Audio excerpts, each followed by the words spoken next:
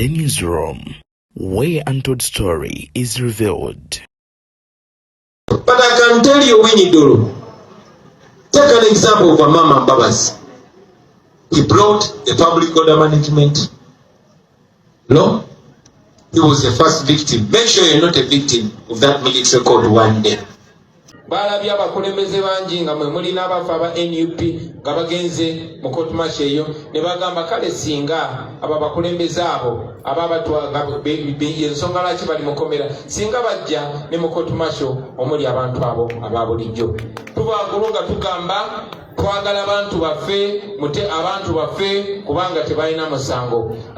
His Excellency Robert Kyagulanyi Ssentamu alabudde Ssaabalamuzi Owiny Dollo n'amugamba agende mu maaso n'okubeera nga atulugunya abaana n'okubeera nga abawozeseza mu kkooti z'amagye nti ono nno bijja kubeera nga bimukyukira nga Amama Mbabazi bwe yagenda mu maaso n'okubeera nga aleeta amateeka ate era n'afuuka victim waago. Ono nno Kyagulanyi Ssentamu amutegeezezza nti bino byonna mubikola under influence ya Museveni naye akaseera kagenda tuuka nga takyaliwo nga mwe mubisasulira. Nkusaba n'obwombeefu obw'ekika ekya waggulu video soko ogimpereka like bw'ogiwa like oba ogiwadde muliro ogugituusa ku buli sekinoomu gy'asinziira eyo ate era mu ngeri y'emu nkusaba atannaba subscribinga muganda wange soko subscribinge tusobole okubeera nga ensonga twezitambuza malidadi sana. Nzikiriza enkuwe video ya His Excellency Robert Kyagulanyi Ssentamu ogirabe.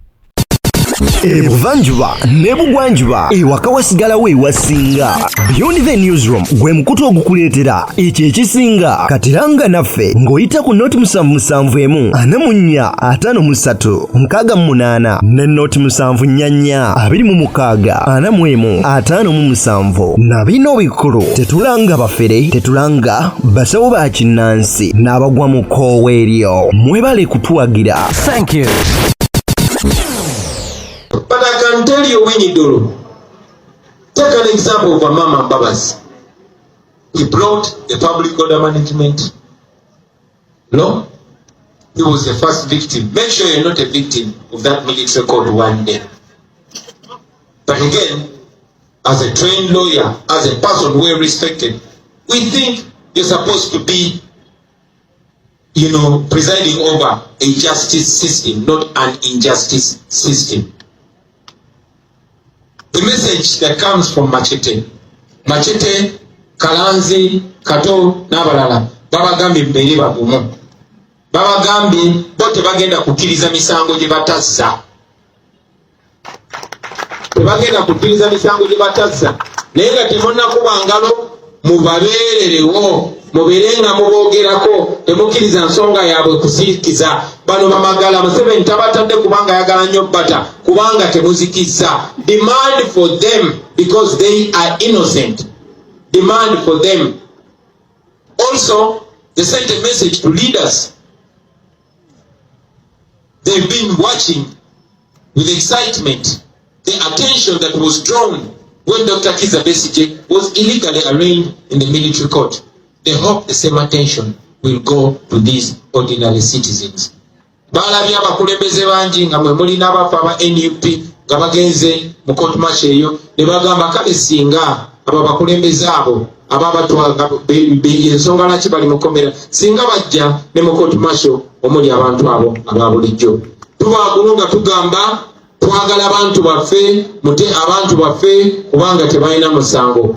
His Excellency Robert Kyagulanyi Ssentamu ayongedde n'agenda maaso n'okubeera ng'ategeeza nti abaana bano nk'oli Machete n'abalala abasigala mu kkomera bamutegeeza ne bagamba nti kale abakulembeze ng'abo be twalabyeko nga badduka ogenda mu maaso n'okubeera nga bagenda mu kkooti ewa Kano Kizza Besigye singa naffe bajja nga tugenze mu maaso n'okubeera nga tupaledingibwa mu kkooti y'amagye ne batuwolereza. Naye n'ategeeza nti bo bagambye bakyali solid era nga abaana banene emitima gyabwe gikyali mugumu okubeera nga balwanirira oboolyawo eggwanga lyabwe kwoteeka n'eddembe lyabwe. Kakati nno omubaka amanyikiddwa nga Goreti Namuga avuddewo bubiina ebbalamba Lugahara ng'ono nno gasimbaganye n'omwana Balamu gwe yagenda mu maaso n'okubeera mbu ng'akozesa amanyikiddwako ennyo kansala w'abavubuka Kateregga mu bitundu by'e Masaka. Ono nno Goreti nkugambye tebalimye kambugu. Era Balamu ow'ekitiibwa tukyenyumirizaamu ekyo ffenna amateeka gakole tusobole okubanga tuyagalira mu ggwanga otherwise twogera ku buli bw'enguzi twogera kutwalira amateeka mu ngalo bwe tugamba nti human rights tulina asalawo ani agendawo ani addawa olwo eggwanga tulyonoonye. Human rights teziri negotiable. Eddembe ly'obuntu tebaliteesaako. Fenna ssemateeka alituwa okuparticipatinga in economic, political and every activity. Ate nga tutambulira wansi w'amateeka. So nga ffe ekibiina nze njagala okubategeeza ninga mukulu ono ndi mubaka wa parliament sina kifo kyonna kye nnyina mu party. Not. But kinkakatako okugoberera amateeka g'ekibiina era nkusaba nti bw'obanga oli mu nuupu nga wagaa nti kaŋŋende mu bibiina byonna nziyeyo kaadi ya nuupu. Enfuna gye wagifunamu nokkiriza oyingira ekibiina buli kibiina kiba n'amateeka agakifuga nze era nsuubira nti kiba kyabwenkanya okugoberera amateeka naye era mutuufu wa mukisa alina opportunity okwekizitinga bw'abanga ayagadde. It is right. Wano omubaka Goreti Namugga waweerereza Balamu obubaka obumutegeeza nti byonna bye yakola byapwa era bya bwereere kubanga ensi yonna ebasimbye amaaso n'ebigenda mu maaso ensi ebitunuulira era ebiraba. Kakati His Excellency Robert Kyagulanyi Ssentamu awo wennyini wasinziridde n'akubiriza abantu obutasosola abantu baliko bulemu n'okubeera nga bafuna services mu bwenkanya era nga nabo basaana okubeera nga bafiirwako nga bannansi era abagatta ku ggwanga lino kuba nabo bantu abasaana okubeera nga eddembe lyabwe mwattu teririnnyirirwa. Mu bufunze njagala beebaza olunaku lwa leero olw'abantu abaliko obulemu oba mu njogera ejeregerera be bagamba bateesobola neffe tulowooza bano abantu beesobola mu ngeri ey'enjawulo.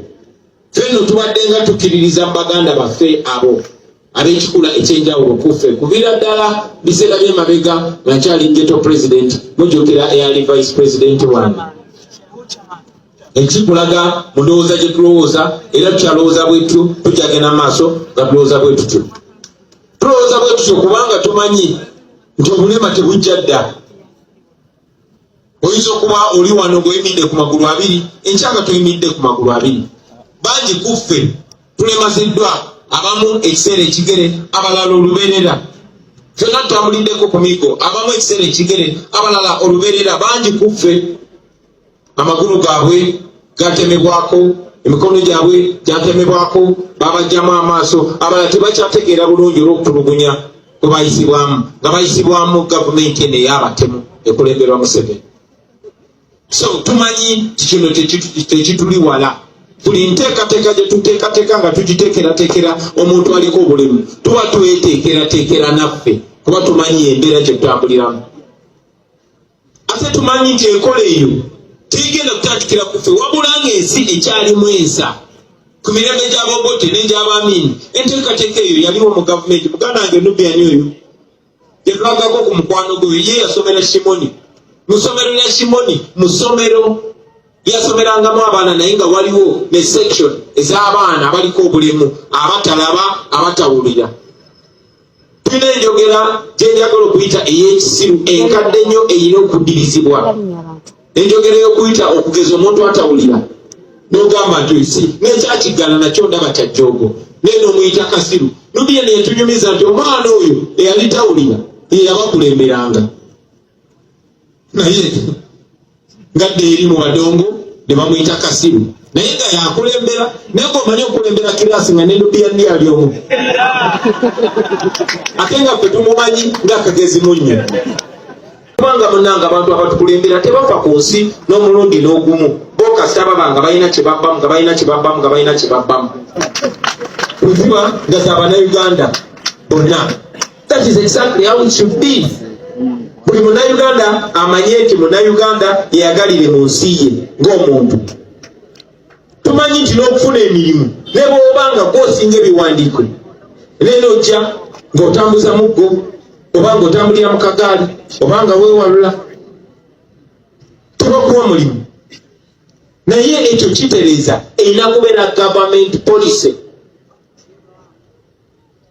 Abantu abo si bangi nnyo bali just 12.4 basobola okubeera absorbed into the job industry. Ebeera policy bw'ogenda mawanga agakulemberwa bulungi otuuka ku airport nga waliwo policy nti ennamba bw'eti balina kuba bantu abaliko obulemu nabo ne bafuna emirimu. ekyo kirina okubeera mu mirimu gya gavumenti kyonna. Lwaki si kye tulaba mu KCCA, lwaki si kye tulaba mu ministries ez'enjawulo? Mulina okumanya nti kobeere minisita, kobeere ani, ojja bw'oba tozadde mwana bw'atyo muganda wajja muzaala oba gwe kennyini ojja kufuuka bw'otyo. So kiri important bannansi bonna beyagalire mu nsi yaabwe. Mbadde nyumya ne muganda wange oyo Master Mulu naye nga nyumiza ate nga tuze tubiraba ne music industry nti endowooza gye tulina nti otuuka backstage nga weewalula n'ogamba maanyi nyina akayimba kange kabire bwe bahiiti ng'eyakyali wange oyo bakulemesa okubalaga. Era kansinzire wano nsabe ne muganda waffe Big Eye tubeere ekyokulabirako abantu baffe ng'oyo Master Mulu ajja abakuba omuziki ku sito yaffe keno okubeerawo nga musanvu. Omukkiriza abakuba omuziki abakakasa gy'obulema sikiteesobola kasobere ako nako nkayisizaawo. Ebigambo bya His Excellence Robert Kyagulanyi Ssentamu bibadde biwanvu era nga bwe bityo bwe biri. Wabula nno ono wasinziridde n'akubiriza abantu bonna okubeera nga n'abantu abaliko obulemu babatwala nga bansonga newankubadde nga bamu ku bo balondebwamu muba nga balondobwamu mu biseera eby'okubeera nga bagenda mu maaso n'okugaba emirimu era nga bamu ku bo abaliko obulemu tebafunye munnange mwaganya kweyagalira mu nsi yaabwe olw'okuba nga bo baliko obulemu. Kakati nno ebyo nga tubitadde ku mabbali, Sam Mathias Mulumba Walukagga akulisizaayo abasibe n'agenda mu maaso n'okubeera nga abakyamula era embeera bweti bwebadde etambula.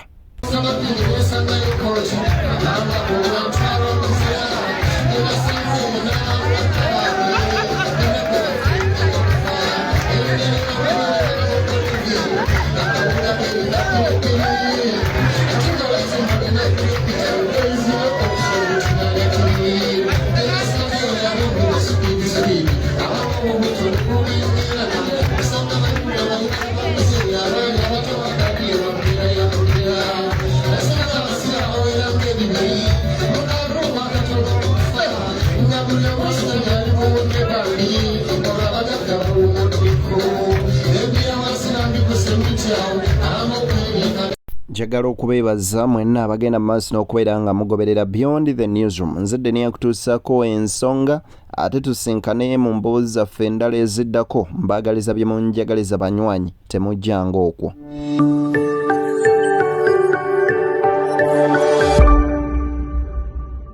Beyond the Newsroom, where untold story is revealed.